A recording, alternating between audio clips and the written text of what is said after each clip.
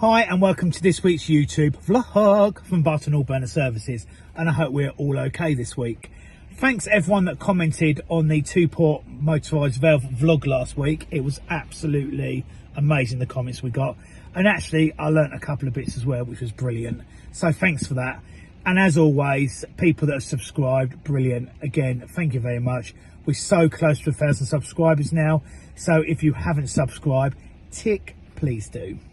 Anyway, swiftly moving on to this week's YouTube vlog, we're going to go burner motors. This is all down to requests from quite a few people asking us about changing bearings and bits about burner motors and stuff like that. It's one of them subjects that some people are very nervous to change motor bearings. Lots of people just do them nice and easy. Yeah, that's easy, job done. But other people just don't want to take the motors apart. So this is what I'm going to do. I'm going to take a few apart. I'm going to show you what's inside them, show you how to change some motor bearings, and we go from there. Now, when I do this vlog, I'm going to do it a slightly different way because there is lots of like fan pullers out there, motor bearing pullers out there and stuff like that, which quite a lot of you have got, and obviously we highly recommend that.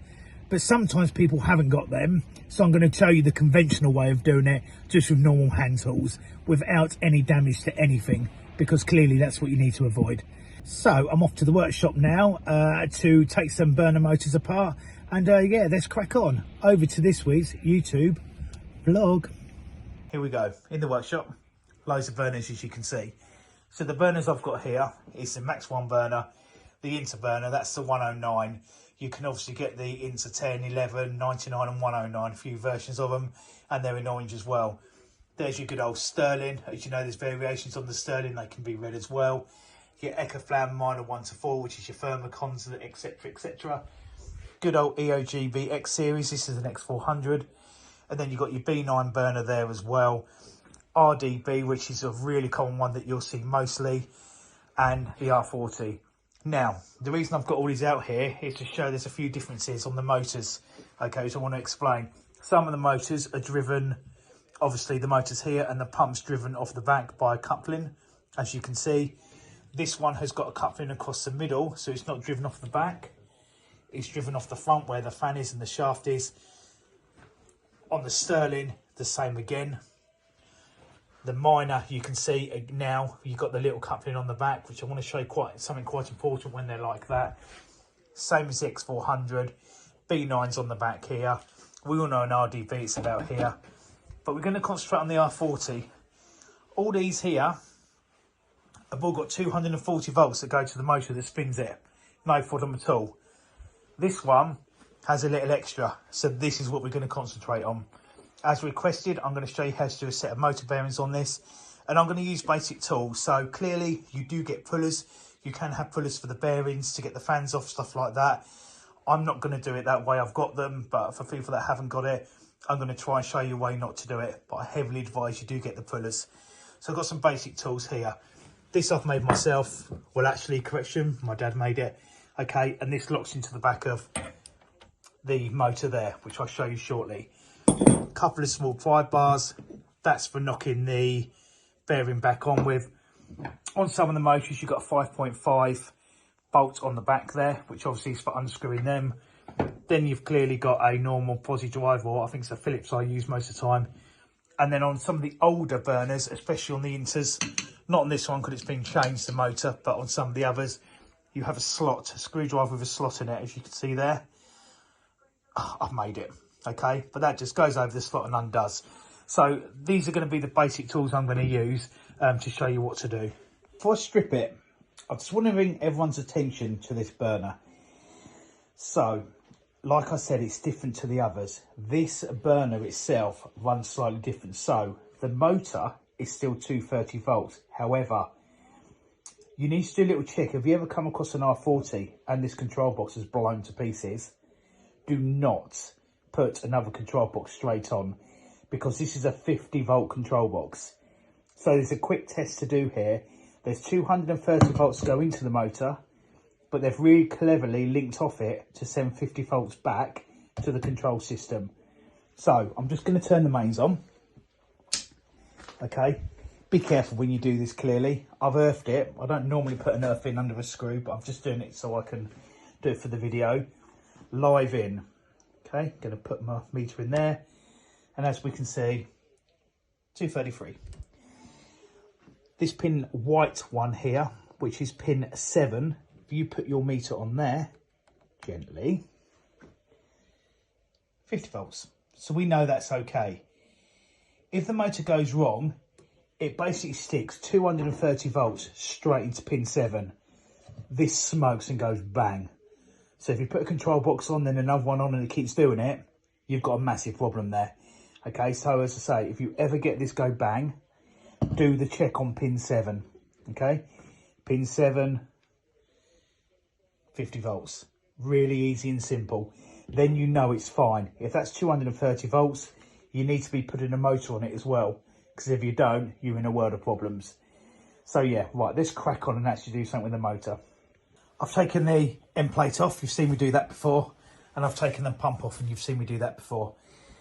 There's an Allen key just there. I've loosened that for the fan, and I've put some WD on there. Okay, worth just waiting a couple of minutes for that to soak in, because sometimes these can be quite tight. On this particular model, I'm going to get my key here. I'm going to stick it in the back, as we can see here. I'm going to be able to do that, like so, in the back. That holds the shaft. I'm then going to spin it over. I'm going to spin the fan, and then by holding this at the back and spinning the fan and pulling, the fan would just withdraw. And there we go. Now, this fan was easy because it was quite clean and actually didn't even need the WD. But I always do it as good practice. If this is tight, leave it longer with the WD, get your key in the back, and you just get hold of the fan and you just twist gently, and eventually it comes off. If it doesn't, that's where you'll need your puller to put onto there, do it, push against the shaft and go from there. One thing I say straight away early on here, never hit that shaft. As soon as you hit that shaft to try and bash it through the hole or whatever you're going to do, you burr this shaft over. You've had it. It goes in the bin. You can't do anything about it. You'll never get the fan off. So please do not do that. Because this one's wired in and not just got the normal clip to undo it. Like for example, on this you've got the wire there for the mains for the motor. I'm not going to take all that off because there's no point. I'm literally going to spin it over. I'm going to leave this one in place. 1, 2, 3, 4, undo them. This is going to come apart. Most important here, mark the motor. I'm going to get a pen. I'm going to put a dot on here, here and here. So when it goes back together, it goes in exactly the same place. 4 screws are undone. So I'm now going to separate the motor. First thing I do is always look at the wires here. I inspect them first anyway, but this is quite a new motor to be honest, so they're fine. And as you can see, the wires go into the motor there. So I'm going to keep this bit and this bit at the moment together. And I'm going to slowly withdraw it. There's your motor windings there. You can check for burn marks and stuff inside there to make sure it's okay and not rusty, etc. And if you've had an oil pump leak, make sure there's no oil in there. Also, if you want to, you can separate A from B and have a little look in there as well. I'm not going to do on this occasion because there's absolutely no need. And here we are, the main armature of the motor, which is where the bearings are. One on the back, one on the front. I'm just going to grip this now. Cool, that's lucky. Pull it, and I'm going to slowly withdraw it. The reason I say slowly is because one, there's the bearing, which I'll lay this down here with the armature. But behind here, you've got some packer spacers and stuff like that, shims, which stay in place so it can't get knocked. So that's that part done. I will now leave that and we'll concentrate on this. As you can see here, you've got your bearing there, your bearing there. That's an oil sealed bearing and that's not. We always recommend that all bearings you put back are oil sealed bearings because at the end of the day, you never know, it might help slightly if your pump was to leak. You can buy non-oil sealed bearings, but we don't recommend it. It's up to you. I know this has one of each, but it's going to get the old seals on both sides. What I'm now going to do now is get my pry bars just there and just there. I will not mark it. That will just flick off, and then I'll be back. Okay, back bearing off. Now, I want to bring attention to the armature here. This is obviously where the drive coupling goes. And as you can see, this one is pretty straight internally on both sides. And sometimes here, They get a big chunk out of them. They're not straight at all.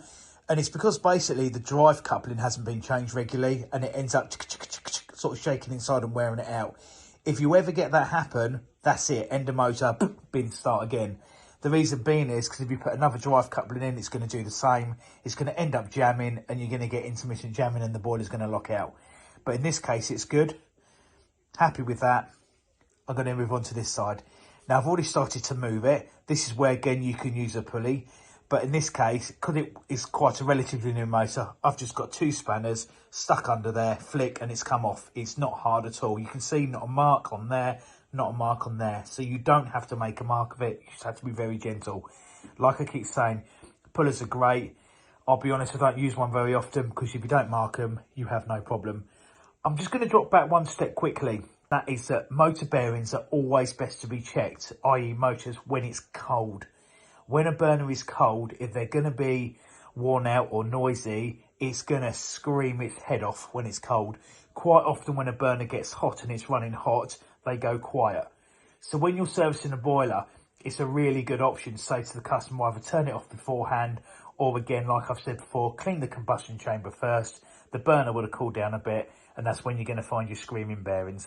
Okay, so I'm just going to whip that off, and I'll be back. I've got both bearings off, and what we look for now is damage. There's no damage on here at all.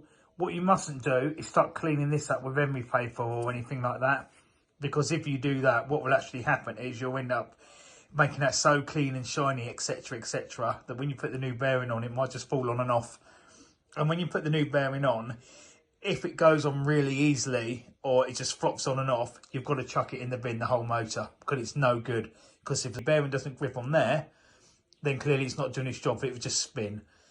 So like I said before, there's 2 types of bearing. This is the Pacariello ones that come like this, which are non-oil sealed. But I got sent these in error the other day, so I thought, brilliant, at least you can see these. Okay, but I use Koyos. There's lots of different makes out there. Essentially, yeah, they're the ones there, look, for anyone that wants them. And they're all sealed bearings.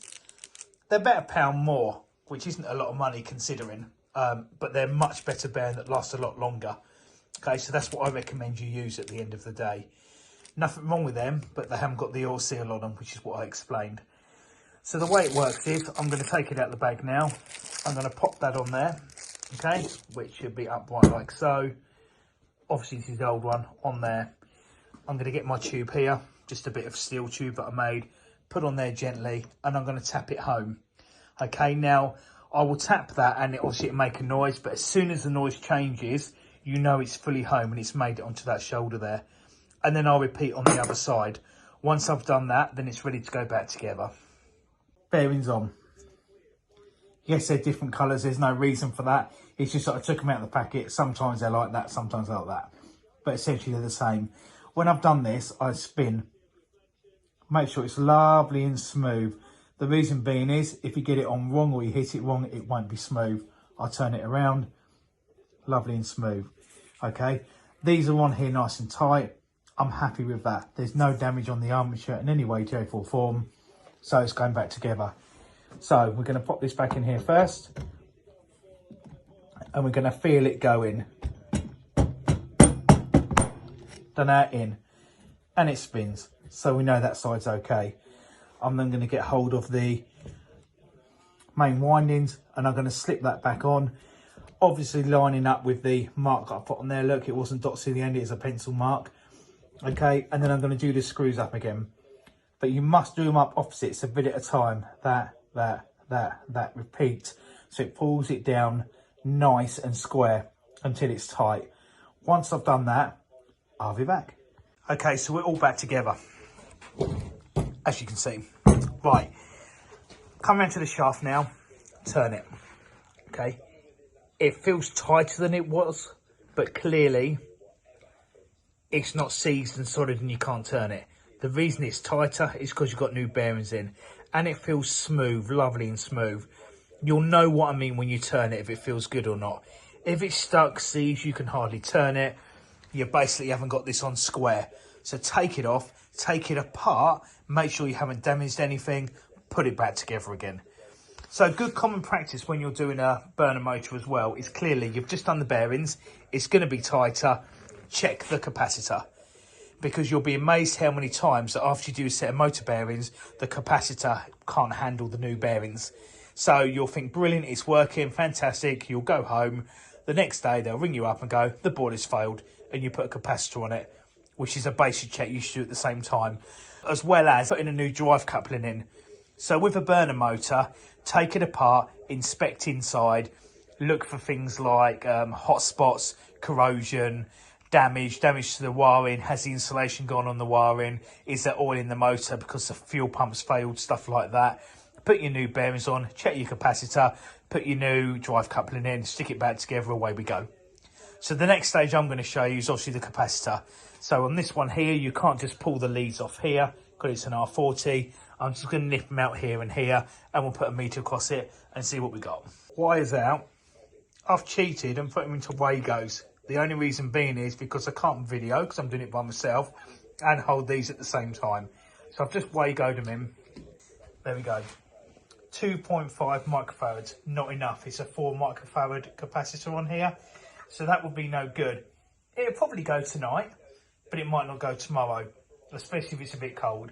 So I'm going to be changing that capacitor and then go from there. Bearings obviously loosen up, okay, so yeah, obviously it does improve, but you need a good capacitor to start with. Normally I say I'd be changing that. I'm not going to on this occasion for the pure reason it's a scrap burner. No point in bolting a part on it, but you would actually change that capacitor. Okay, so I'm just going to pop this back together. We'll pretend a new capacitor's going on there, and then we're on to the fan. Back together. I'm just going to drop back loads of stages now. Something I meant to say earlier on in the vlog. Going back to the white wire from the motor, which should be 50 volts. Be aware, even though I said pin 7, that's a standard system. On some boilers, you have pre-purge before the boiler fires, and you also have post-purge. When that happens, that white wire is not in pin 7. I believe it, I'm sure it's pin, I want to say 11, 10 or 11. But it's still easy to check, the same principle. Pull the control box off, turn the power on because it'd be in the boiler, find your white wire from your burner, and wherever it is, that's where you test it, okay, for your 50 volts. So yeah, before I forget, I just thought I'd mention that to you. So reference the fan now. Like before, we turn the shaft round, there's your flat, and that lines up there with your Allen key there. We push it on, okay, and we push it against the body. And then we pull it off approximately a millimetre and we do it up. Once I've done that, I then spin the fan, make sure it doesn't catch on here. And also look to make sure that the fan's not out of shape. Because if you've got one that's really, really tight, then obviously you can destroy and actually damage your fan.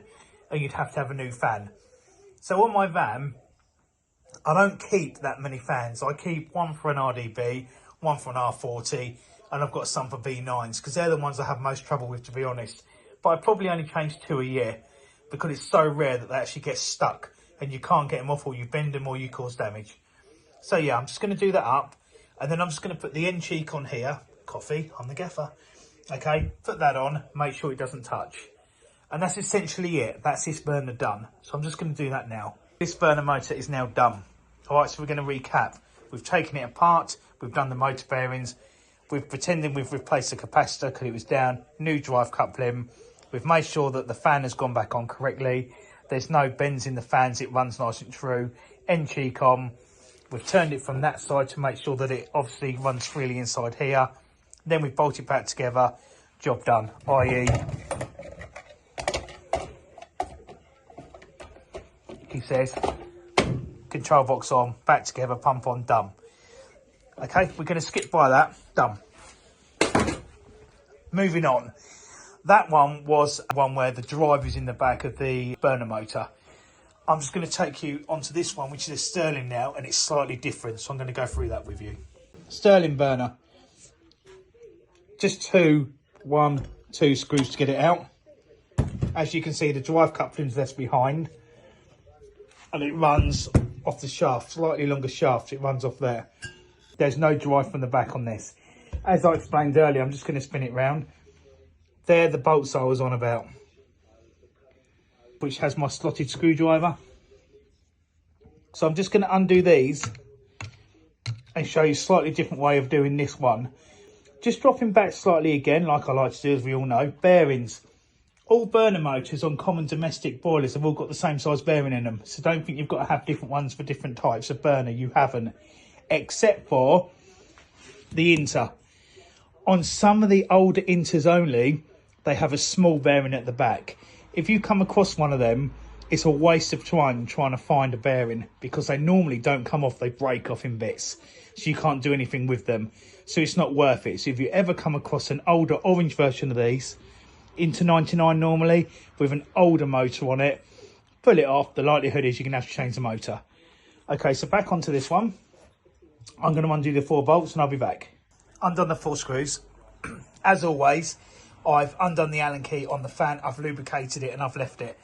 I can't put my tool in the back of this one. So this model comes with the capacitor attached to it already. So I've just undone that to lay it out of the way. Most burner motors have the capacitors that are actually attached to them, except for the Rielos, because they're separate. Most, not all, as I say. So I've undone that, undone the 4, and on this I'm going to grab the whole body. I've marked it like all the others, and I'm going to give it a wiggle and lift. Voila. I'm going to put that over there. Okay, you're now left with this. So now you can get hold of the main armature and get hold of the fan, twist and wiggle, and that fan should come off. Voila. This will come apart really easy again. Bit tighter, but at the end of the day, it's still come off. And again, pry bar under there, flick them off. Be a bit more careful with these if you haven't got the puller, because clearly you've got some fins there. Same procedure, exactly the same. Even though it's a thinner shaft, still the part where the bearing is just the same. You do it in exactly the same order as I've done on the previous burner. Okay, so that's that one, which is the Sterling. You know how that goes. Again, check your capacitor and stuff like that. If we move on, I just want to tell you about the Inter 99 one. Exactly the same way to do the bearings, check the capacitor, etc, etc. But the fixing point on this, as you can see, is 2 10mm nuts, or bolts even. When you put this one back together and line it up, don't do them up too tight. If you do them up too tight, you'll get a tinkle from the fan inside here all the time. You have to sort of like do them up fairly tight and just nip. Normally this one, very slightly undone. It's not loose, but it's sort of just gripping. For some reason, they don't tinkle then. I think it's because these may distort, not 100% sure.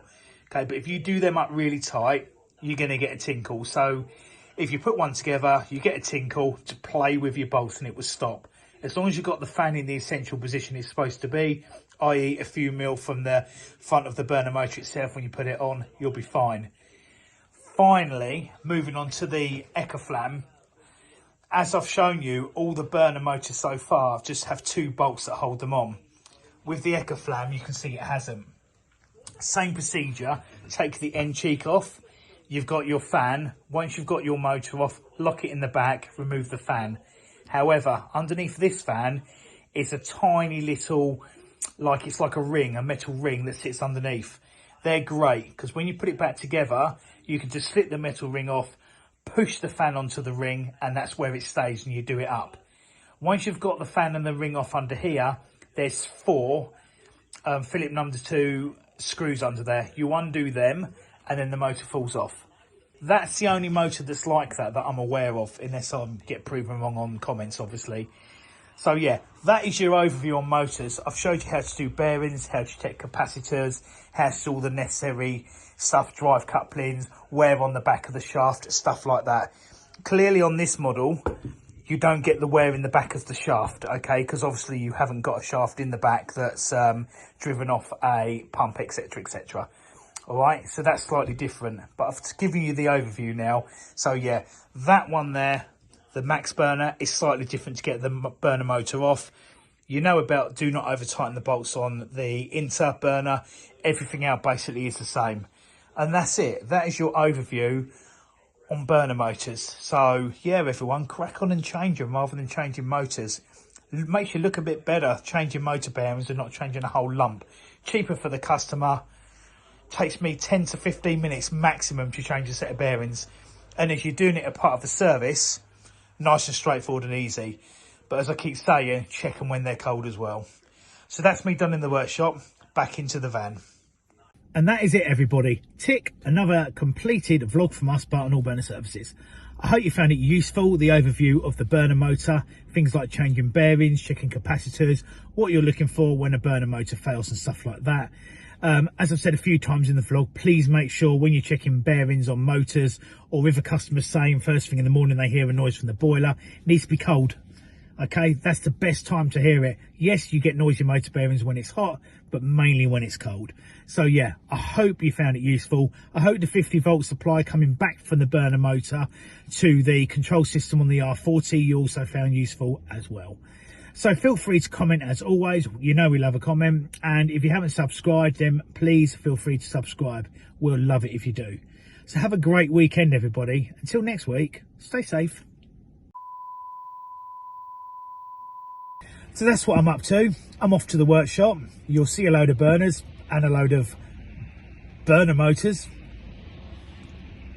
So that's it. I'm off to the workshop now where we're going to see a load of motors. And yeah, over to this week's YouTube. So I'm off to the workshop now where I'm going to show you how to do everything. So